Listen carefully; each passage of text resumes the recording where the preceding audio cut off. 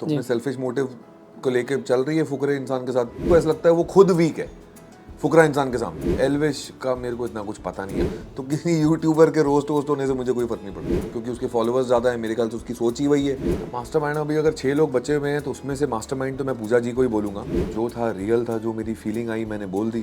धोखेबाज कौन लगता है आपको? जीआई को ही दे दो। और तो ऐसा बिहेवियर क्यों था मेरे साथ बिग बॉस के घर में? मैं तो उस इंसान को देखूं भी ना। बीबी मनी होगा, तेल लगाने का बीबी मनी। अगर ये इंपॉर्टेंट होता तो तभी आ जाता जब ब्रेकअप हुआ था। बिग बॉस के होने का वेट क्यों किया कि अब जाके बोलेंगे? उन्होंने ये सोचा कि उन्हें नहीं बोलना, मैंने ये सोचा कि मुझे बोलना है। मुझे खुद को नहीं पसंद आ रहा था ये सब करना। तो जब इतनी इज्जत से पेश आना था तो अभी बेइज्जती क्यों? एक ही guess guess guess guess guess guess होके टेप भी पुरानी हो गई थी। टॉप 3 में आप किसे देखते हो? पूजा जी, एल्विश। हाय, मैं हूँ अविनाश विजय सचदेव और आप मुझे देख रहे हैं फर्स्ट इंडिया टेली। अविनाश, सबसे पहले आपका भारत 24 में आपका स्वागत है। मैं बात करूँ, आप बिग बॉस के घर में रह के आए, उसके लिए सबसे पहले ढेर सारी शुभकामनाएं आपको। Thank you so much. आप उस घर में रह के आए हो जहाँ पे एक हफ्ते में लोग बाहर निकल आते हैं, लेकिन आप आखिरी तक बने रहे, और ये सबसे बहुत बड़ी बात होती है। आखिरी तक बने रहना कोई ईजी नहीं है। आप किस तरह से अपनी जर्नी देखते हो? यार, जब मैं बाहर निकला था तो मुझे सबसे पहली चीज़ जो सुनाई दी वो ये सुनाई दी थी कि you have left a mark on the show called big boss. और ये शो इस तरीके से भी डिग्निफाइड वे से खेला जा सकता है, वो मैंने दर्शाया है लोगों को। तो अगर मैं बिग बॉस के सारे सीन गिनूं, सारे सीजन्स गिनूं, तो अगर उसमें 300-325 लोग अगर आज तक आ चुके हैं जी। और उन कंटेस्टेंट्स के बावजूद अगर मैं अपना मार्क रख पा रहा हूँ, अपनी पर्सनालिटी दर्शा पा रहा हूँ इन अ डिग्निफाइड वे, तो मुझे नहीं लगता इससे बेटर और कुछ हो सकता है मेरे लिए। It was as good as a winner. जी, और साथ ही बात करूँ, स्टार्टिंग में हमने ये भी देखा कि आपकी एक्स पलक जो घर में आई थी खिलाड़ी के रूप में, कहीं ना कहीं आपने भी उनको बचाया, कॉइन देके आपने उनका काफ़ी हेल्प किया। लेकिन पलक का जो बर्ताव था उसको लेकर आप क्या कहना चाहोगे? शो के अंदर हाँ, शो के अंदर। या वो पता नहीं, वो जब मेरे ख्याल से जब उनका मेरे साथ काम वाम निपट गया और जब उनको बीबी मनी मिल गई और वो सेव हो गई, तो उसके बाद उन्होंने कम्प्लीटली अलग ही मुझे कुछ और सीन दिखाया। एक जहाँ आराम से बैठ के बात की जा सकती थी एक चीज़ पे, उस चीज़ पे वैसे ही मुझे ऐसा लग रहा था मैं 21 महीना पीछे चला गया हूँ। पहले जैसे बात हो रही थी उसी लेवल पे बात हो रही है, उसी इंटेंसिटी पे बात हो रही है। और it was not nice in just one it was not nice, not expected, not in a good way taken. मतलब मैं वो एक्सपेक्ट नहीं कर रहा था और मुझे वो चाहिए भी नहीं था। ऐसा नहीं है कि वो बिग बॉस का शो था इसलिए मैंने वो सब किया, मुझे खुद को नहीं पसंद आ रहा था ये सब करना। जी, और जो पलक ने आपके ऊपर काफ़ी इल्ज़ाम भी लगाए हुए हैं, उससे आप कितना इत्तेफाक रखते हो? कितना सही है या कितना गलत है? गलत है। उसमें सही चीज़ अगर होती तो पता नहीं क्या ही होता। और अगर इतनी सही थी और इतनी उनको खल रही थी, तो जब ब्रेकअप हुआ था तभी भी इंटरव्यू देने आई थी ना वो। जी जी। तो तब क्यों नहीं सब चीज़ें बोल दी? अभी तक का 21 महीनों का वेट क्यों किया? बिग बॉस के होने का वेट क्यों किया कि अब जाके बोलेंगी? इतना ही इंपॉर्टेंट था क्योंकि उन्होंने बहुत भारी भारी चीज़ें बोली है। हाँ। अगर इतनी भारी चीज़ें थी तो ऐसा बिहेवियर क्यों था मेरे साथ बिग बॉस के घर में? मैं तो उस इंसान को देखूं भी ना। बीबी मनी होगा, तेल लगाने का बीबी मनी। समझ रहे हो आप मैं क्या बोल रहा हूं? अगर इतने ही ग्रजेस थे तो इतना कैसे इज्जत से पेश आ रहे हो? हम बीच में एक म्यूचुअल पार्टी में भी मिल चुके हैं, तभी भी बहुत इज्जत से पेश आए आप मेरे साथ, जबकि आपने ही मुझे घर ड्रॉप किया। वो सब नहीं बोला होगा। तो जब इतनी इज्जत से पेश आना था तो अभी बेइज्जती क्यों? तो उसकी उनके पीछे उनका क्या रीज़न है, क्या टेंजेंट है, मुझे नहीं पता और ना ही मुझे जानना है।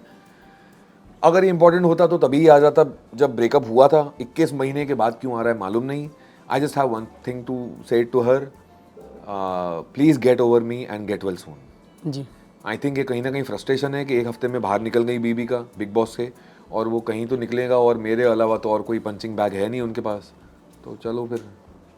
जी, साथ ही बात करें आपकी जर्नी की, तो फलक और आपका काफ़ी अच्छा बॉन्डिंग था। कहीं ना कहीं आप भी लाइक करते थे फलक को, ऑडियंस भी काफ़ी प्यार दी आपको और फलक को। क्या कुछ कहना चाहोगे उसको लेकर? यार, जो था जेन्यून था, जो था रियल था, जो मेरी फीलिंग आई मैंने बोल दी, क्योंकि मुझे ऐसा लग रहा था कि it's a two way feeling. उनकी तरफ से भी मुझे ऐसा महसूस हो रहा था। उन्होंने ये सोचा कि उन्हें नहीं बोलना, मैंने ये सोचा कि मुझे बोलना है, क्योंकि मुझे ऐसा लग रहा था मैं कल निकल जाऊंगा जी। 3rd वीक के एंड पे। तो मैंने सोचा मैं बता देता हूँ, क्योंकि वो फीलिंग मुझे उस घर से मिली थी। अभी भी हम सेम पेज पे ही हैं। कोई घोड़े पे सवार नहीं है कि हमें उसको कुछ नाम देना है या कोई कंक्लूजन पे आना है। हम देखेंगे हमारे साथ क्या होगा। उनकी अभी फ़िलहाल प्रायोरिटीज़ कुछ और हैं और मेरी प्रायोरिटीज़ कुछ और हैं लाइफ। जी साथ ही बात करूँ एक इंटरव्यू में, जब फलक घर के बाहर आई थी तो उनका इंटरव्यू हुआ था। उन्होंने इंटरव्यू में कहा कि मैं अविनाश का इंतज़ार कर रही हूँ, वो बाहर आएंगे तो मैं उनसे मिलूंगी। क्या कुछ आप मुलाकात हुई बाहर आने के बाद, क्या कुछ हुआ, आप बताना चाहो पूरा डिटेल में? जैड जैसे कि आज रात को दुबई जा रहे हैं, तो मेरा और जैड का डिनर रखा गया था उनके घर पे कल, और उनकी एक्सटेंडेड फैमिली के साथ डिनर था, तो उनकी बहुत ही अच्छा गया और मैंने और फलक ने बात की जितनी हमें करनी थी, और बहुत ही अच्छा टाइम था। और मैंने और फलक ने इस चीज़ पे हम कंक्लूड कर लिए कि हम भी अभी भी उसी सेम पेज पे ही हैं। वो जो सोच रही है मेरी भी सोच वही है, और ना ही उन्हें कोई जल्दी है ना ही मुझे कोई जल्दी है। So we are giving it time, taking it slow, however life comes to us. जी, और साथ ही बात करूँ तो अभिषेक के साथ आपका काफ़ी बार झगड़ा भी हो चुका है।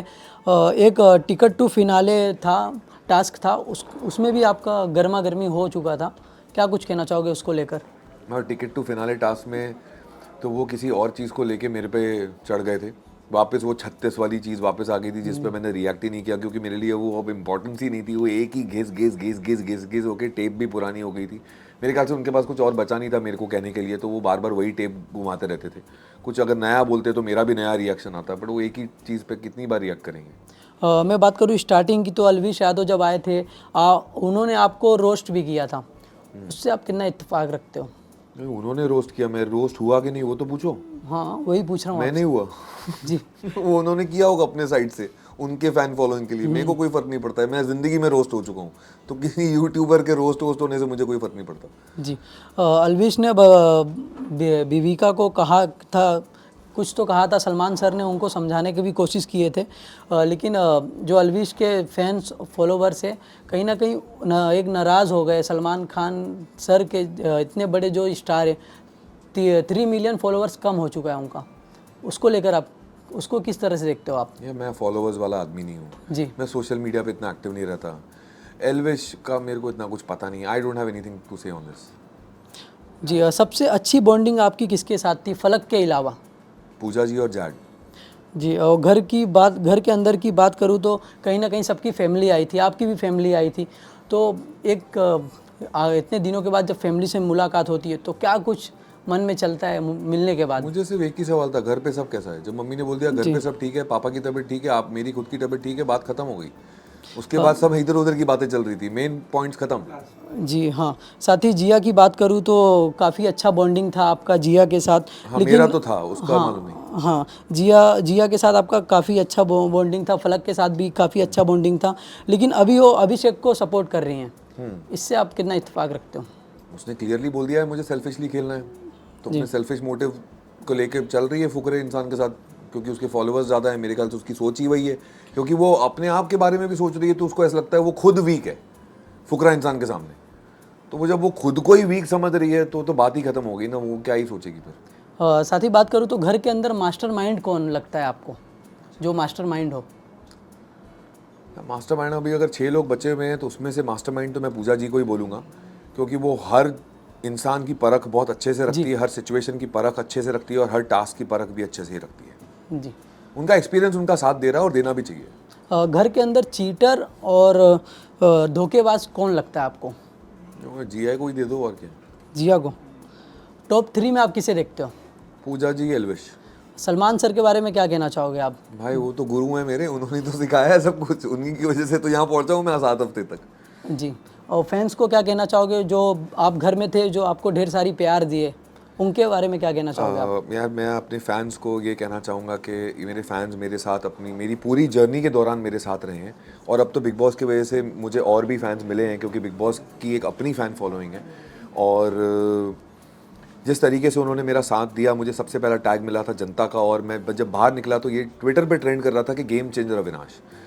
तो वो टैग को उस टैग तक पहुंचाने के लिए मैंने बहुत मेहनत की, और अब आप मेरा रियल साइड भी जानते हैं। तो आई होप आप अपना प्यार ऐसे ही कंटिन्यू करते रहें मेरे साथ, और मुझे 7 हफ्ते संभालने के लिए थैंक यू सो मच।